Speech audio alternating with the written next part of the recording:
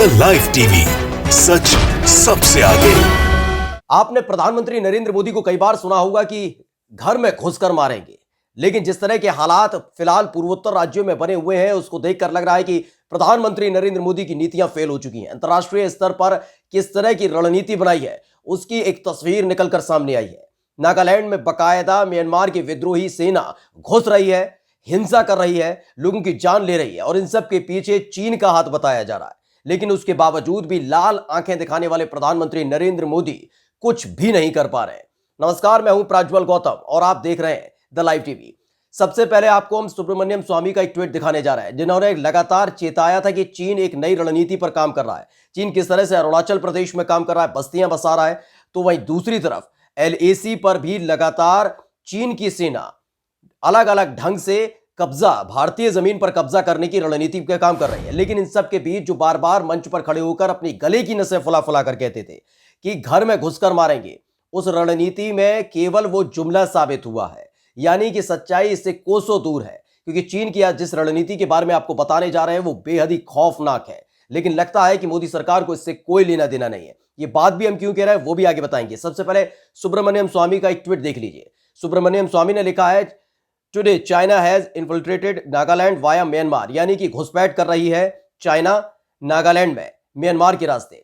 अब आपको बताने जा रहे हैं कि इस पूरे ट्वीट का मायने क्या है। आपको भी याद होगा कि नागालैंड में जिस तरीके से हिंसा हुई और वहां पर कई लोगों को मौत की नींद सुला दिया गया, ये सब किसी और ने नहीं बल्कि म्यांमार से आए हुए विद्रोहियों ने किया था, जिन्हें म्यांमार जो सरकार है वहां पर तख्ता पलट हुआ था, आपको याद होगा। और उसके बाद लगातार भारत सरकार की तरफ से कोई भी एक शब्द नहीं निकला। यानी कि लोकतांत्रिक, इस विश्व का सबसे बड़ा लोकतांत्रिक जिसे देश कहा जाता है, वहां के प्रधानमंत्री ने म्यांमार में तख्तापलट के खिलाफ कुछ भी नहीं बोला। उनको लगा कि म्यांमार में जो कुछ हुआ है उसका असर नहीं पड़ेगा और जो सेना ने कब्जा कर लिया है म्यांमार की सरकार पर, उसका कहीं ना कहीं आगे जाकर फायदा देखने को मिलेगा। लेकिन स्थिति अब विपरीत होती हुई नजर आ रही है, क्योंकि सीधे तरीके से देखा जाए तो म्यांमार चाइना के हाथों में खेल रहा है। ये रिपोर्ट निकल कर आई है कि चाइना के हाथ में खेल रहा है और यही एक वजह है जिसके चलते नागालैंड से लगी हुई जो सीमा है म्यांमार की, वहां पर विद्रोही सेनाओं को सक्रिय कर दिया गया है। जो हमारे नागालैंड के इलाके में विद्रोही संगठन है, पनप रहे हैं,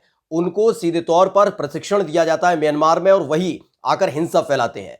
एक रिपोर्ट छपी है, उस पूरी रिपोर्ट को आज हम आपको बताने जा रहे हैं किस तरीके से फेल हुई है प्रधानमंत्री नरेंद्र मोदी की नीतियां, जिसको लेकर अंधभक्त से लेकर भारतीय जनता पार्टी के तमाम दिग्गज नेता कहते हैं कि देखिए, प्रधानमंत्री जब से बने हैं नरेंद्र मोदी, अंतर्राष्ट्रीय स्तर पर भारत मजबूत हुआ है। किसी भी दुश्मन देश की हिम्मत नहीं है, औकात नहीं है, वो आंखें उठाकर देख ले, क्योंकि लाल आंखें दिखा देते हैं प्रधानमंत्री नरेंद्र मोदी। लेकिन इस पूरी घटना के बाद कहीं भी लाल पीली नीली आंखें नजर नहीं आती, क्योंकि म्यांमार में जिस तरीके से हमारे देश में हिंसा फैलाने वालों को न केवल ट्रेनिंग दी जा रही है बल्कि उनको भेजा जा रहा है, और जब वो हिंसा करते हैं, लोगों की जान लेते हैं और उसके बाद आसानी से म्यांमार चले जाते हैं। नागालैंड में लगातार ये देखने को मिल रहा है। NBT यानी एक अखबार है, उसने बकायदा म्यांमार की सेना ने भारत की पीठ पर घोपा छुरा, पूर्वोत्तर के उग्रवादियों से मिलाया हाथ, बहा रहे हैं खून, ये शीर्षक के साथ पूरी खबर, पूरी रिपोर्ट छापी है। ये रिपोर्ट देखना बेहद जरूरी हो जाता है, क्योंकि चीन लगातार हर तरफ से घेरने की कोशिश भारत को कर रहा है। लेकिन बार बार अपने 56 इंच का सीना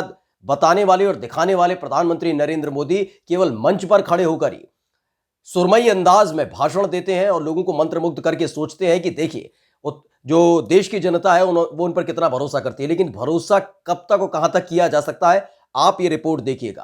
क्योंकि आपको भी हाल ही में याद होगा कि अरुणाचल प्रदेश में बस्तियां बसा ली थी। हमने वो तस्वीरें भी दिखाई थी जो नासा ने भेजी थी कि अरुणाचल प्रदेश में बकायदा बस्तियां बसा ली हैं चीन ने। LAC पर किस तरीके से चरवाहों के, यानी जो पशु चराने आते हैं, उनको खुली छूट दे रखी है। वो धीरे धीरे बढ़ते जाते हैं और फिर जमीन पर, भारत की जमीन पर कब्जा कर लेते हैं। ये तस्वीरें भी निकलकर सामने आई थी। लेकिन उसके बावजूद भी जो देश की सरकार है हमारे, यानी मोदी सरकार है, वो जागने का काम नहीं कर रही है। और यही वजह है जिसके चलते अब म्यांमार को मोहरा बनाकर चीन बकायदा नागालैंड में स्थिति को खराब करने की कोशिश कर रहा है। यानी जो उसका मिशन है उसे लगातार अंजाम दिया जा रहा है। सबसे पहले आपको हम दिखाने जा रहे हैं वो रिपोर्ट जिसमें बताया गया है कि किस तरीके से म्यांमार ने छुरा घोपा है, और छुरा क्यों घोपा है वो भी बताएंगे। क्योंकि जब तख्ता पलट हुआ था म्यांमार में, उसके बाद तमाम देशों ने आलोचना की थी, UN में ये मामला गया था, लेकिन भारत तटस्थ रहा। उसने कहा ना, हम कुछ नहीं बोलेंगे, पड़ोसी देश है, कभी भी जरूरत पड़ सकती है, और इसी नीति के तहत उसने कुछ नहीं बोला था। लेकिन उसका खामियाजा अब भुगतना पड़ रहा है। जो रिपोर्ट छपी है उसके अनुसार लोकतंत्र समर्थकों को बंदूक के बल पर कुचल रही म्यांमार की सेना ने भारत की पीठ में छुरा घोंपा है। म्यांमार की सेना ने पूर्वोत्तर भारत में सक्रिय विद्रोहियों को अपने इलाके में कैंप लगाने की अनुमति दे दी है कि वो भारत में हिंसा भी करें, विद्रोह भी करें, लेकिन कैंप वो आराम से म्यांमार में बैठकर लगा सकते हैं। ये विद्रोही म्यांमार में ट्रेनिंग ले रहे हैं, बाकायदा हथियार चलाने की ट्रेनिंग ले रहे हैं, लोगों को जान से मारने की ट्रेनिंग ले रहे हैं और चीनी हथियारों की मदद से मणिपुर और नागालैंड में खूनी हमलों को अंजाम दे रहे हैं। अभी आपने देखा भी होगा नागालैंड और मणिपुर में क्या कुछ हुआ था, किस तरह से वारदातों को अंजाम दिया गया था। विद्रोहियों ने, जो वहां के विद्रोही संगठन है, उग्रवादी संगठन है, उन्होंने इस पूरे वारदात को अंजाम दिया था और आराम से वो म्यांमार चले जाते हैं। यानी चीनी हथियारों का इस्तेमाल किया जाता है, म्यांमार में उन्हें ट्रेनिंग दी जा रही है और नागालैंड और मणिपुर में दोनों ही जगह लगातार हिंसा फैलाई जा रही है। आगे लिखा है कि पूर्वोत्तर भारत में सक्रिय उग्रवादी संगठन इसके बदले में म्यांमार सेना की मदद के लिए लोकतंत्र समर्थक पीपल्स डिफेंस फोर्सेस के लोगों पर हमला कर रहे हैं, क्योंकि वहां पर भी एक अलग युद्ध चल रहा है। तो इनकी मदद म्यांमार की सेना ले रही है, इन विद्रोही संगठनों की। वो अपने यहां जो लोकतंत्र के लिए आवाज उठाते हैं, बुलंद करते हैं, उनको ये विद्रोही संगठन मारते हैं और इनको चीनी हथियारों की मदद दी जाती है म्यांमार की तरफ से, ट्रेनिंग दी जाती है, जिससे ये नागालैंड और मणिपुर में जो पूर्वोत्तर राज्य है वहां पर हिंसा फैलाते हैं। यानी कि जो रणनीति लगातार बताई जा रही थी, आपने सुना होगा कई बार गृह मंत्री को कि तमाम उग्रवादी संगठन है वो अब शांति की राह पर चल पड़े हैं, हथियार फेंक दिए, ये सब सरासर झूठ है। क्योंकि जो रिपोर्ट बताती है वो बताती है कि किस तरह से अभी भी उग्रवादी संगठन न केवल सक्रिय हैं बल्कि म्यांमार उनको पूरा सपोर्ट कर रहा है। जिस म्यांमार के सपोर्ट में तख्ता पलट के दौरान भारत और मोदी सरकार उनके साथ खड़ी थी, वही म्यांमार अब सीधे तौर पर चुनौती देता हुआ नजर आ रहा है। भारत ने म्यांमार की सेना को जंगी हथियार से लेकर मानवीय मदद तक दी है, ये सुन लीजिए, क्योंकि इसी से रिश्ते बनाने का जिक्र लगातार प्रधानमंत्री नरेंद्र मोदी करते रहे। लेकिन ये कितना घातक अब हमारे लिए ही हो रहा है, हमारे देश के लिए हो रहा है, ये समझना बेहद जरूरी है। इस एहसान के बाद भी म्यांमार की सेना पूर्वोत्तर के उग्रवादियों की मदद कर रही है। एशिया टाइम्स की रिपोर्ट के मुताबिक उग्रवादी गुटों ने जब 13 नवंबर को मणिपुर में खूनी हमला किया था, म्यांमार के साथ भारत के कभी नरम और कभी गर्म रहने वाले रिश्ते एक बार फिर से उबल पड़े।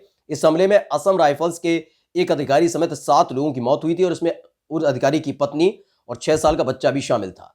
यानी कि लगातार उग्रवादी संगठन जो है वो निशाना बना रहे हैं। उनके हाथ में केवल चीनी हथियार नहीं है, बल्कि भारत की तरफ से जो मदद दी गई थी वो हथियार भी उनके पास, क्योंकि म्यांमार सेना को दिए गए थे वो एक रिश्ते बनाने के लिए, लेकिन अब उनका इस्तेमाल विद्रोही संगठनों को मदद देने के लिए किया जा रहा है। और वही म्यांमार में कैंप लगाते हैं, ट्रेनिंग लेते हैं, हथियार चलाते हैं, हथियार प्राप्त करते हैं और आखिर में मणिपुर और नागालैंड में आके खूनी वारदातों को अंजाम देते हैं। यानी जो बातें लगातार प्रधानमंत्री नरेंद्र मोदी मंच पर खड़े होकर बोलते नजर आए कि लाल आंखें दिखा दूंगा तो डर जाएगा पाकिस्तान, लाल आंखें दिखा दूंगा तो डर जाएगा चीन, लेकिन ऐसा कुछ भी होता हुआ नजर नहीं आ रहा, क्योंकि चीन ने सीधे तौर पर म्यांमार के रास्ते भारत में एंट्री का जो प्लान बनाया था वो अब कारगर करता हुआ नजर आ रहा है। और इन सब के बीच लगातार मोदी सरकार फिलहाल चुनावों में व्यस्त है। उसे नजर नहीं आ रहा कि पूर्वोत्तर में क्या चल रहा है। पूर्वोत्तर राज्यों में खुलकर खून की होली खेली जा रही है। विद्रोही संगठन अब भी सिर उठा रहे हैं और म्यांमार सीधे तौर पर वही म्यांमार जहां पर 1 फरवरी को, यानी पिछले बरस जब 1 फरवरी को वहां पर